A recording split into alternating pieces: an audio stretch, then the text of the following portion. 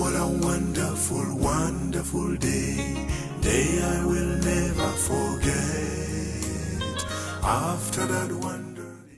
Bien-aimés dans le Seigneur, nous glorifions notre Père, notre Dieu, pour sa grâce, son amour. Il nous a gardés durant la nuit. Nous sommes vivants aujourd'hui, que son nom soit glorifié. Nous sommes présents avec cette partie des méditations. Avant que nous puissions nous lancer dans nos occupations, nous devons prendre le temps régulièrement d'écouter la parole du Seigneur, de nous mettre dans des conditions favorables, de demander sa grâce, de demander ce qui nous garde. Notre Père, béni sois-tu pour ta grâce et ton amour. Merci pour le sommeil que tu nous as donné.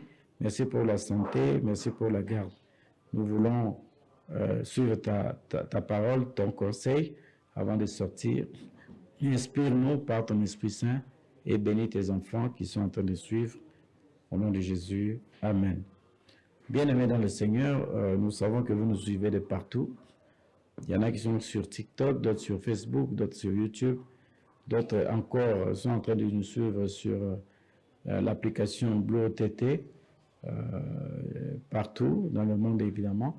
Et puis il y en a qui nous suivent à Kinshasa sur TNT, le bouquet TNT, canal 74. Que Dieu vous bénisse partout où vous êtes, que ceux qui sont malades puissent obtenir la guérison du Seigneur, que ceux qui sont en prison puissent être visités, que ceux qui sont en train d'errer à cause des guerres et des bruits de guerre, qu'ils se sentent visités. Bien-aimés dans le Seigneur, nous sommes dans le livre de 1 Roi, chapitre 13.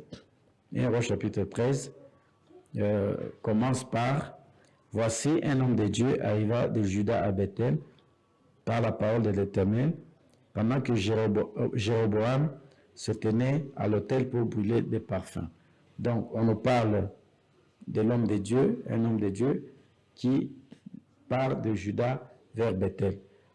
Mais nous vous épargnons toute l'histoire. Là où nous allons nous focaliser, c'est par rapport à un ordre que l'homme de Dieu avait reçu. Au fait, après avoir effectué son travail, l'homme de Dieu a été sollicité pour qu'il entre dans la maison pour manger, pour boire et puis pour recevoir un présent. Mais voici la réponse de l'homme de Dieu, car au verset 9, donc 1 Roi 13, verset 9, « Car cet ordre m'a été donné par la parole de l'Éternel, tu ne mangeras point de pain et tu ne boiras point d'eau, et tu ne prendras pas à ton retour le chemin par lequel tu seras allé. » Donc, c'est un ordre que l'Éternel a donné aux serviteurs de Dieu, malgré le service qu'il était supposé faire, l'ordre lui avait été donné. Est-ce que cela est valable pour nous aujourd'hui? Ça, nous allons peut-être découvrir ça plus tard, mais est-il que quand les serviteurs de Dieu vont exercer un ministère dans une maison, dans une famille, ils ne sont pas censés attendre le présent, ils ne sont pas censés attendre à ce qu'on puisse leur donner quelque chose. Ils font leur travail et ils partent, mais si ils sont appelés à recevoir des présents, ça, il faudra qu'ils se réfèrent d'abord à la volonté de Dieu selon ce qui est dit dans leur déontologie. Nous revenons un peu dans la Bible.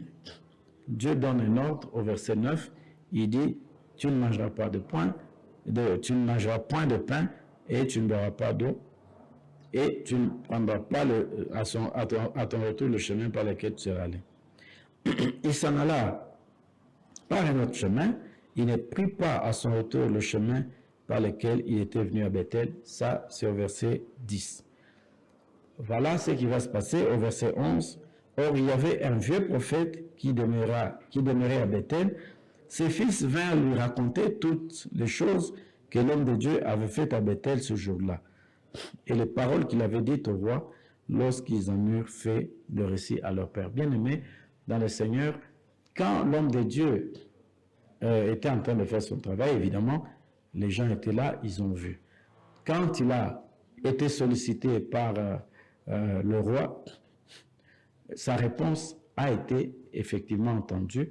Il dit, je ne prends rien parce que l'Éternel m'a donné un ordre de ne pas prendre.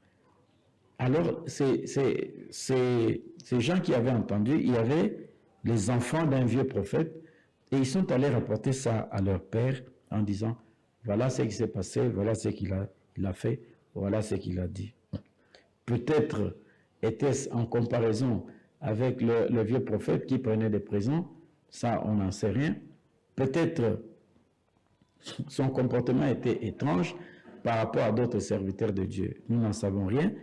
Peut-être c'était un rappel par rapport au comportement du vieux prophète qui avait l'habitude de prendre des présents et de manger. Nous n'en savons rien. Est-il que les enfants sont venus lui dire que voilà ce que l'homme de Dieu a fait, voilà comment il s'est comporté. Alors, lui, le vieux prophète, va dire, au verset 12, il leur dit, par quel chemin s'en est-il allé? Ses fils avaient vu par quel chemin s'en était allé l'homme de Dieu qui était venu de Juda. Donc, les enfants de ce monsieur vont dire à leur papa, au vieux prophète, l'homme de Dieu est allé par ce chemin. Alors, il va demander à ce qu'on lui prépare l'âne, et là, on lui prépare ça, et il va suivre l'homme de Dieu. Au verset 14, il dit, il alla après l'homme de Dieu, il le trouva assis sous un térébinthe. Il lui dit, es-tu l'homme de Dieu qui est venu de Juda? Il répondit, je le suis. Donc, le vieux prophète trouve le monsieur, trouve l'homme de Dieu, et il veut savoir si c'est lui. Et évidemment, l'homme de Dieu dit, je le suis. Écoutez ce qui va se passer. Alors il lui dit, viens avec moi à la maison et tu prendras quelque nourriture. Donc, il y avait un ordre, mais le vieux prophète va lui dire exactement la même chose qu'il devait rentrer chez lui à la maison pour manger. Mais écoutez la réponse de l'homme de Dieu. Il dit, mais il répondit, je ne puis ni retourner avec toi, ni entrer chez toi, je ne mangerai point de pain, je ne boirai point d'eau avec toi en ces lieux-ci. Car il m'a été dit par la parole de l'Éternel, tu n'y mangeras point de pain et tu ne boiras point d'eau. Et tu ne prendras pas à ton retour le chemin par lequel tu seras allé. Bien-aimé dans le Seigneur, l'homme de Dieu dit carrément au vieux prophète l'ordre qui lui avait été dit. Il dit, je ne peux pas rentrer, quelle que soit votre sollicitude, je ne peux pas faire marche arrière, je ne peux pas manger, je ne peux pas boire. Pourquoi? Parce que c'est un ordre qui m'a été donné. Bien-aimé dans le Seigneur, suivez bien ce qui va se passer. Au verset 16. Mais il répondit, non, au verset 17, au verset 17, il dit, car il m'a été dit, par la parole de l'Éternel, tu ne mangeras point de pain, et tu ne...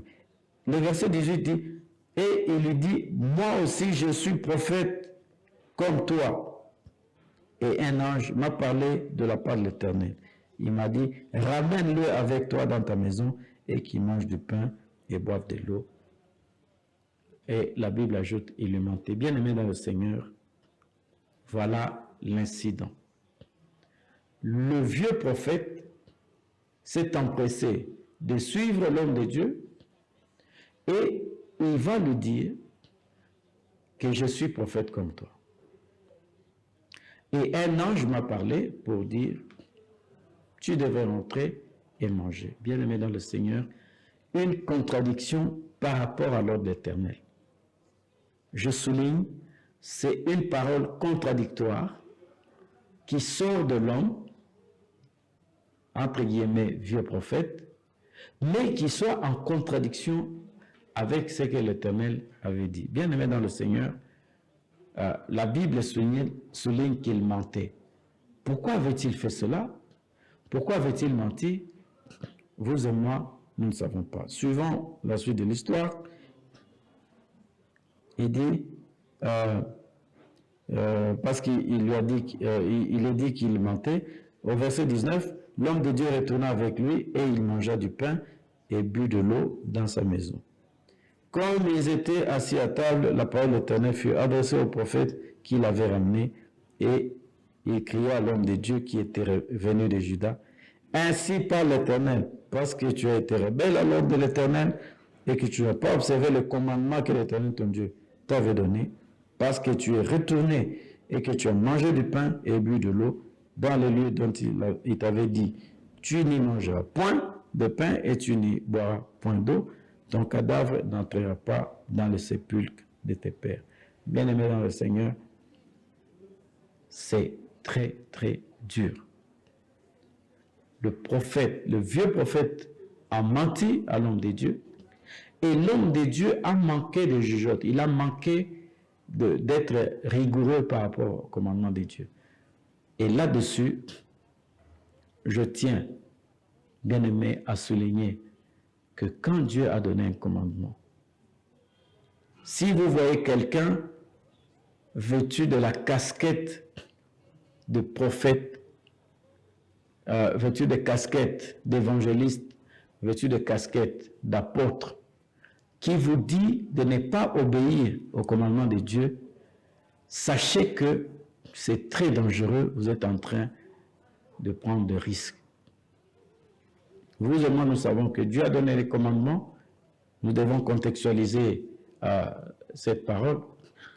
Dieu a donné des commandements et pour celui qui n'a pas l'idée, prenez par exemple Exode chapitre 20. Si vous prenez Exode chapitre 20, il y a les commandements que Dieu a donnés, les 10 commandements. Vous allez voir tout au long de la Bible, la parole de Dieu est en train d'être dite en citant les commandements. Et même quand vous allez dans le livre, dans le Nouveau Testament, vous verrez par exemple en Matthieu chapitre 5, où le Seigneur Jésus est en train de dire carrément, tant que les cieux et la terre ne passeront pas, Matthieu chapitre 5 à partir du verset 17, tant que les cieux et la terre ne passeront point, il ne disparaîtra point de la loi un seul commandement, ni un seul trait de lettre.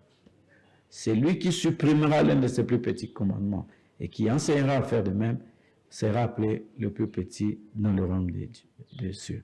Mais c'est lui qui les observera et qui enseignera à les observer, sera appelé le plus grand dans le royaume des dieux. Nous pouvons aller de commandement en commandement. L'apôtre Paul va dire quelque part, la circoncision n'est rien, mais ce qui est quelque chose, c'est l'observation des commandements de Dieu. Si vous allez dans Jacques, vous verrez que Jacques est en train de dire, celui qui observe toute la loi mais pêche contre ses commandements, il est coupable de tous. Si vous allez en Apocalypse, vous verrez que tout le temps, la parole du Seigneur revient sur l'observation des commandements de Dieu. En Ecclésiaste, c'est pour revenir à l'Ancien Testament, il dit, écoute la fin du discours, crains Dieu et garde ses commandements, voilà ce que doit faire tout homme. Vous allez en Apocalypse vers la fin, vous allez voir au chapitre 14, au verset 12, si je ne m'abuse, il est dit, c'est ici la persévérance des saints qui gardent les commandements de Dieu et la foi de Jésus. Bien aimés, les commandements de Dieu sont avec nous. Les commandements de Dieu sont en permanence sous nos yeux. Ceux qui ne savent pas, ils doivent lire la parole du Seigneur. Mais qu'est-ce qui se passe? Il y a des gens qui se disent prophètes.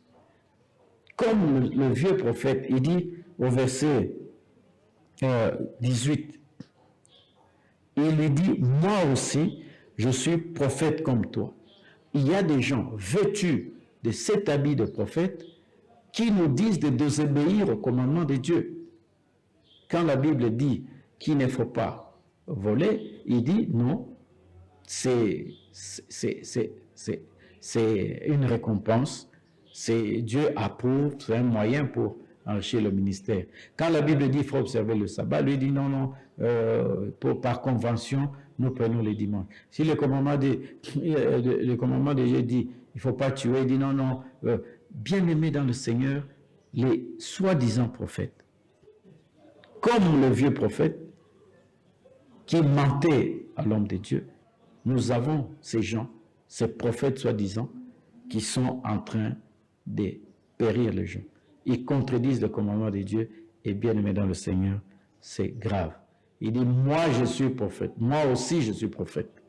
Et c'est là où nous soulignons que nous devons faire très attention. Si Dieu a donné un ordre, comme il avait donné à l'homme de Dieu, il dit, tu ne vas pas faire ceci, tu ne vas pas faire ceci, tu ne vas plus rentrer par le même chemin.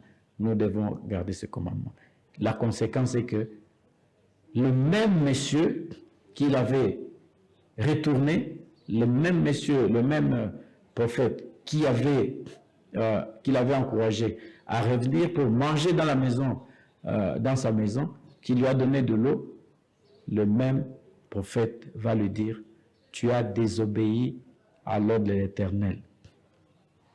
La parole va être annoncée à travers la bouche de ce vieux prophète en disant, ton cadavre ne va plus rentrer. Ça, c'est pour ceux qui continuent à lire l'histoire, c'est au verset 22. Ton cadavre n'entrera pas dans le sépulcre de tes pères. Bien-aimé, l'histoire continue en disant, quand il est sorti, les lions ont attaqué, l'ont déchiré. Donc, bien-aimé dans le Seigneur, pour terminer, nous voulons tout simplement rappeler que le commandement de Dieu est là et nous devons l'observer. Qui n'est pas quelqu'un qui vient dire, je suis aussi prophète. Non, je suis aussi enfant de Dieu. Non, du moment que ça contredit le commandement du Seigneur, nous devons nous y opposer, sinon la fin sera fatale. Que Dieu nous garde, que Dieu nous bénisse, que cette méditation puisse avoir de l'effet dans nos vies. Au nom de Jésus, amen. Nous allons prier pour consacrer la journée entre les mains de Dieu. Éternel, notre Père, notre Dieu, nous sommes tes enfants, nous avons besoin de toi. Nous avons besoin que tu nous guides, nous avons besoin que tu nous laves dans le sang précieux de Christ, l'agneau de Dieu qui avait été immolé à cause de nous, que son sang puisse nous laver parce que nous sommes des pécheurs qui tombons à chaque instant. Donne-nous la force du Saint-Esprit, donne-nous le pouvoir du Saint-Esprit pour que nous puissions proclamer ta parole et que nous puissions marcher dans ta voie. Que cette parole puisse rester en nous, que ton enfant qui va sortir, qu'il voit la route balisée, que tes anges puissent camper autour de lui, que son commerce puisse aller de l'avant, que son travail puisse aller de l'avant, que la bénédiction vienne, que son salaire puisse être payé, que tes anges continuent à bénir son foyer. Merci Seigneur pour tout ce que tu auras fait pour nous. Demeure avec nous au nom de Jésus. Amen. Bien-aimés, allez dans la paix du Seigneur. My sins were washed away, and my night was turned to day.